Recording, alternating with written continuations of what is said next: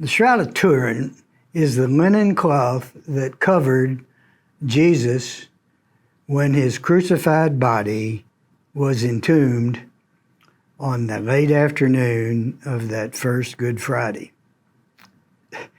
About 40 hours later, the body was missing, but an image of it, naked and prone, marked with skin punctures and blood stains from the crucifixion, was evident on the cloth.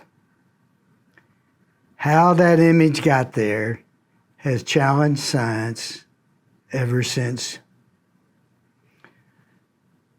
Scientific interest began in 1898 when the first photograph was taken. The photo indicated that the image, but not the blood, but the image is actually in photo-negative format. What does that mean? So left and right and dark and light are reversed. The subsequent inquiry, which we call shroud research, I'm telling you, is more like a fiasco. That image is a projection, and it's indicative of a radiation release. Researchers would have known this had they done their homework. That is, had they conducted a front-end survey, a literary search, to determine if the historical record contains instances of human bodies vanishing from sight in a shower of radiation. Not only would the researchers have found evidence that it happens, but they also would have found that the mind plays a central role in making it happen. The phenomenon they missed is known as rainbow body, and it occurs in the Tibetan Buddhist tradition and has been since the beginning of the Christian era, and it continues into modern times. To this day, that literary search has not been conducted. Scientific interest in the shroud reached a pinnacle in 1978 when the Catholic Church is the owner of the cloth, when the Catholic Church released it to a team of scientists who studied it 24/7 for 5 straight days with an impressive array of technical equipment. That effort is now known as STURP, which stands for Shroud of Turin Research Project.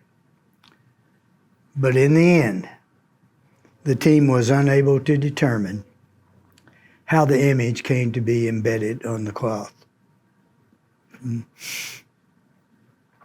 In arriving at its conclusions, the STURP team gave no consideration to the shroud being exposed to radiation, even though the naked eye view of the image provides enticing evidence of a release. For example, there's a reason the bridge of Jesus' nose is dark in color when looked at by the naked eye. Objects which protrude from the body, like the ridge of the nose, normally collect the most light, and that makes them light in color. The ridge of his nose actually touched the cloth and, as a result, is dark in color. It's dark because it received a higher dose of radiation. Radiation's power to interact with matter, it attenuates with distance. So Additionally, the Bible makes reference to an energy release in Jesus' tomb. Matthew's gospel speaks of an angel descending like a flash of lightning. He was wearing snow white clothing, and his descent caused an earthquake. What does a descending angel have to do with an earthquake? Could there have been an explosion of sorts in the tomb from the body dematerializing? And this dematerializing caused the earth to rumble enough to dislodge the entry stone and etch the cloth? Mark and Luke, in their Gospels, they speak to young men in Jesus' tomb wearing dazzling white clothing. And then in John, 2 glittery angels are found in John's account. We find the presence of light throughout the gospel accounts of resurrection. Where there's light, there's radiation.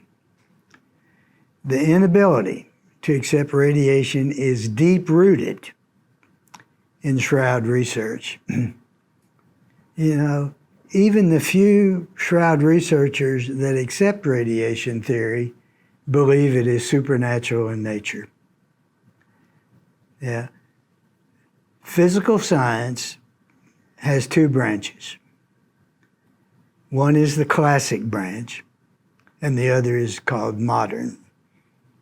The classic branch, which is used in the current form of Shroud inquiry, is concerned with the macro world, the world of big things, satellites, moon,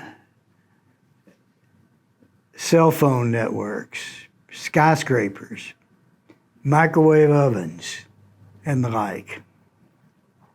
In classic science, it serves mankind well, but it specifically excludes the role of the spiritual in its investigative platform. Classicism, on the other hand, is a hands-on inquiry. If the object of attention can't be probed, photographed, weighed, or measured in 3 dimensions, then as far as classic science is concerned, it doesn't exist. Modern science has a different view. Modern science, on the other hand, is concerned with atoms and subatomic particles. It is ivory tower, avant-garde thinking with a philosophical flair to it. It accepts the role of the mind in its work. This branch was ushered in by Einstein and his peers in the 1900 to 1930 period. It is from modern science that we get Einstein's world-famous equation, E equal mc squared. That is, energy E equals matter m times a constant, c, the speed of light squared. What this tells us, in other words, energy and matter are complementary aspects of each other. So then, the physical objects we experience through visual sense perception are actually a primordial energy source that is individualized into bulk and form. That would include this body here. Resurrection, then, is the return of compacted energy, that is, the M in the equation, to its primordial source, E. Now, this understanding alone should energize the true researcher to rethink resurrection and Shroud radiation theory. But it doesn't. Religion also influences shroud research. The entirety of Christianity rests on the notion and the understanding that God raised Jesus from the dead. It is foundational doctrine. The thought that a common people can resurrect, as happens in Tibet and Rainbow Body, is really first-degree heresy. In addition, a natural resurrection shows the words of Genesis 3:19, you know them, to dust you shall return, to be false. This line of thinking is subtly lodged in Western subconscious, and it influences shroud study. The rainbow body phenomenon is real.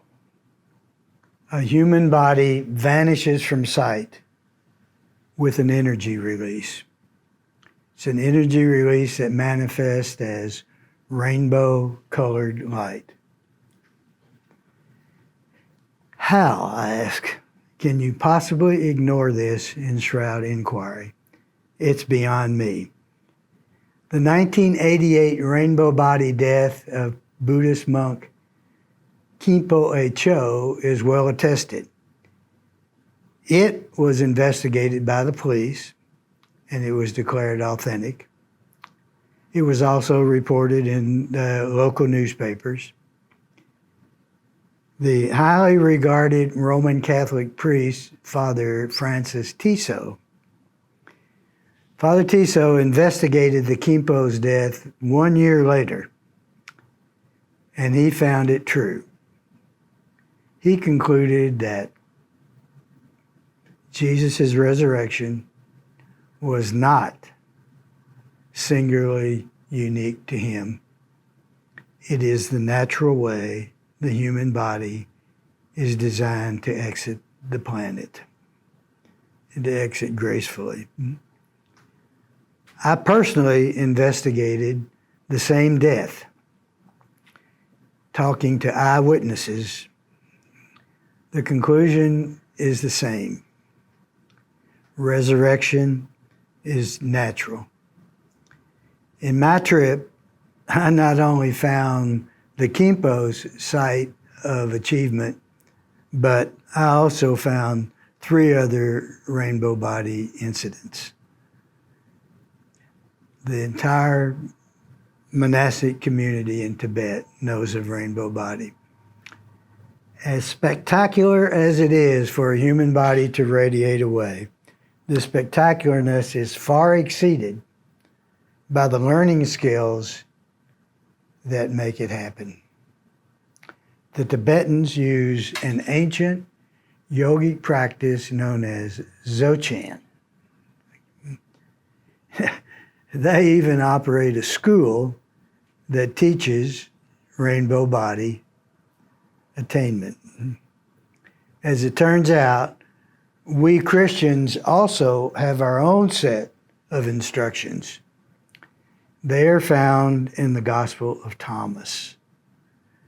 Thomas was written contemporary with the Gospels, I don't know, maybe 50 years or so later than John's Gospel. Thomas, however, is non-canonical, meaning it didn't make the cut when the Bible was put together. So, the principles that are set forth in Dzogchen are also found in Thomas. They are consistent. So in short, rainbow body, a corpseless death, has an instructional set to go by. Resurrection, a similar corpseless death, also has a set of instructions to go by. Now, I don't know about you, but in my book, if it looks like, it walks like, and he talks like a duck, odds are pretty darn good it's a duck. Resurrection and rainbow body are one and the same. Both are natural, and they have nothing to do with God, nor they have anything to do with religion. A human body vanishing into nothingness. It turns reality inside out. Jesus turned the world inside out with his countercultural teaching. Teachings are like, turn the other cheek, or love your enemy, sell everything, and so forth.